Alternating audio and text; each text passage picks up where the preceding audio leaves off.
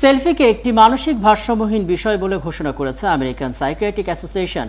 গবেষণায় উঠে আসে পারিবারিক বন্ধনের শিথিলতার কারণে মানুষ নির্ভরশীল হয়ে পড়ছে ভার্চুয়াল জগতের দিকে। সামাজিক মাধ্যমে একটা সেলফি দিয়ে নিজেকে সামাজিক প্রমাণের চেষ্টায় মগ্ন এখন সবাই। পশ্চিমা এই ট্রেন্ডের হিড়িক পড়েছে বাংলাদেশও। বিশ্লেষকরা বলছেন, পারিবারিক বন্ধন বাড়াতে না পারলে আমাদের দেশও সেলফি রূপ নিতে পারে এক ভয়ঙ্কর ব্যাধিতে। রাকিব হাসান জানাচ্ছেন বিস্তারিত।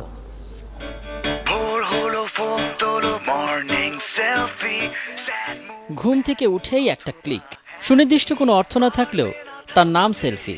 অর্থ যাই হোক না কেন, তরুণ তরুণীদের কাছে জনপ্রিয় এক ট্রেন্ডের নাম এটা। একটি স্মার্টফোন বা ট্যাবের সামনের ক্যামেরা অন করেই একটা ক্লিক, নিজের ছবি নিজেই তোলা। মুখ চোখের নানা ভঙ্গিতে ছবি তুলে নিজের অভিব্যক্তি সামাজিক যোগাযোগ মাধ্যমে বন্ধুদের মাঝে ছড়িয়ে দেয়া, এ যেন অন্য এক আসক্তি।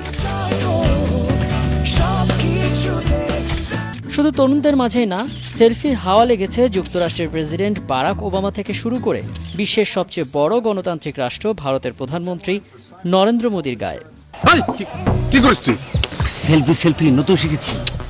সেলফিকে কেন্দ্র করে হচ্ছে গান কিংবা নাটক, বানানো হয়েছে ডাবম্যাশও।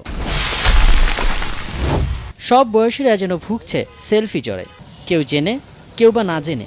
নিজের ইমেজটা ওইভাবে ওইখানে ধরে অন্যকে জানানো যায়। সবাই তুলছে, তাই আমিও তুলছি। ছবি তোলার এই অদ্ভুত ধরন নষ্ট করে দিচ্ছে মানুষের স্বাভাবিক চিন্তার বিকাশকে। সম্প্রতি যুক্তরাষ্ট্রের সাইকোলজিক্যাল রিসার্চের সবশেষ ফলাফল অনুযায়ী সেলফি একটি ডিসঅর্ডার। যারা সেলফি অনেক বেশি তুলে তারা অনেক বেশি নার্সিসিস্টিক হয়, এটা এক ধরনের পার্সোনালিটি ডিসঅর্ডার। আর তাদের লাইফস্টাইলও দেখা গেছে যে অন্যান্যদের থেকে অনেক বেশি পোর হয়। সেলফি হয়ে উঠতে পারে এক ব্যাধিতে। এই ব্যাধি থেকে মুক্তির জন্য পারিবারিক সম্প্রীতি বাড়ানোর পরামর্শ দেন এই মনোবিশ্লেষক। এই যে মানুষের সেলফি তোলা বা ইন্টারনেটের প্রতি অনেক ঝুঁকে পড়া, এটার একটা কারণ হলো আমাদের সোসাইটির ইনভলভমেন্টটা দিন দিন অনেক কমে যাচ্ছে। মনোবিশ্লেষকের মতে প্রযুক্তির কল্যাণে মানুষ এখন ভার্চুয়াল জগতে সামাজিক হলেও বাস্তব চিত্র একেবারেই ভিন্ন। তবে সহসায় মুক্তি কি মিলবে বিশ্বজনীন এই প্রবণতা থেকে? এ প্রশ্নই এখন সবচেয়ে বড়। রাকিব হাসান, ৭১, ঢাকা।